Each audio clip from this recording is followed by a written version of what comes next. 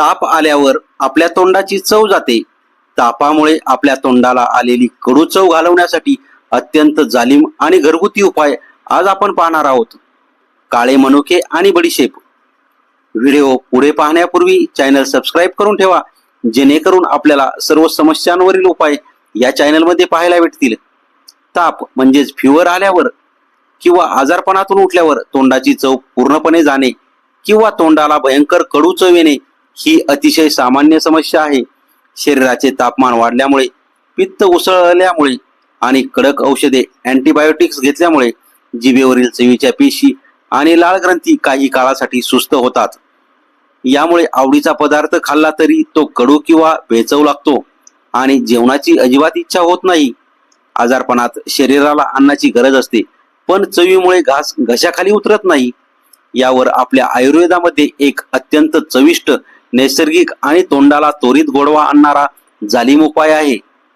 तो म्हणजे काळे मनुके आणि बडीशेप. तो कसा घ्यायचा आणि त्याचे फायदे काय ते आपण पाहूया. काळ्या मनुक्या आणि बडीशेपचे मिश्रण कसे काम करते आणि त्याचे मुख्य फायदे खालीलप्रमाणे आहेत. काळ्या मनुक्यांमुळे तोंडाला नैसर्गिक गोडवा आणि ऊर्जा मिळते.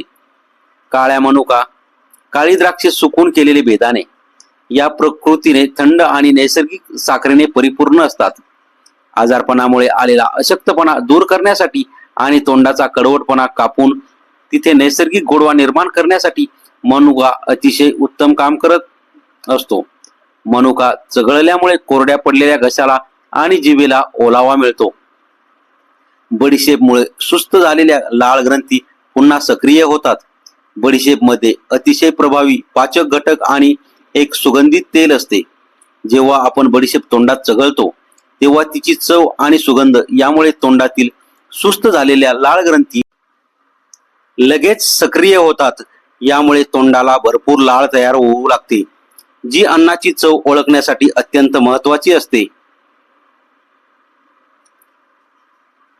पचनक्रिया सुधारते आणि नैसर्गिकरित्या भूक लागते. तापामध्ये पोट जड होते आणि पचनक्रिया मंदावते. बडीशेप आणि मनुका एकत्र खाल्ल्याने पोटातील गॅस आणि पित्त कमी होते, अन्नपचनाला गती मिळते आणि रुग्णाला आतून भूक लागण्यास मोठी मदत होते. हा चविष्ट उपाय करण्याची आणि खाण्याची एक अत्यंत सोपी पद्धत आहे. ती पद्धत कशी आहे ते आपण पाहूया. हा घरगुती उपाय करणे अतिशय सोपे आणि लहान मुलांपासून मोठ्यापर्यंत सर्वांना आवडेल असा आहे. यासाठी आपण 5 ते 6 चांगल्या प्रतीच्या काळ्या मनुक्या घ्या. त्याचे तुकडे करा आणि अर्धा चमचा साधी न भाजलेली आणि साखर न घातलेली बडीशेप घ्या. हे दोन्ही पदार्थ एकत्र तोंडात टाका. हे मिश्रण एकदम चावून न गिळता तोंडात ठेवून अतिशय सावकाश चघळत राहा. जशी जशी बडीशेप आणि मनुकांची चव जिभेवर रेंगाळेल तशी तशी तुमची लाळ तयार होईल आणि ती लाळ औषधासारखी गिळत राहा.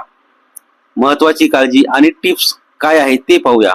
हा उपाय तोंडाची चव सुधारण्यासाठी एखाद्या जादूसारखा काम करतो.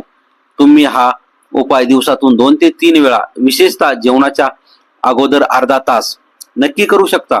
आजारपणात तोंडाची चव गेली असेल तेव्हा मसालेदार, तिखट किंवा खूप गोड पदार्थ खाण्याचा प्रयत्न करू नका, कारण त्यामुळे पित्त अधिक वाढू शकते. त्याऐवजी मूग डाळीची मऊ खिचडी, ताजे सूप किंवा फळांचा रस घ्या. शरीरातील पाण्याची पातळी टिकवण्यासाठी दिवसभर थोडे थोडे कोमट पाणी पित राहा.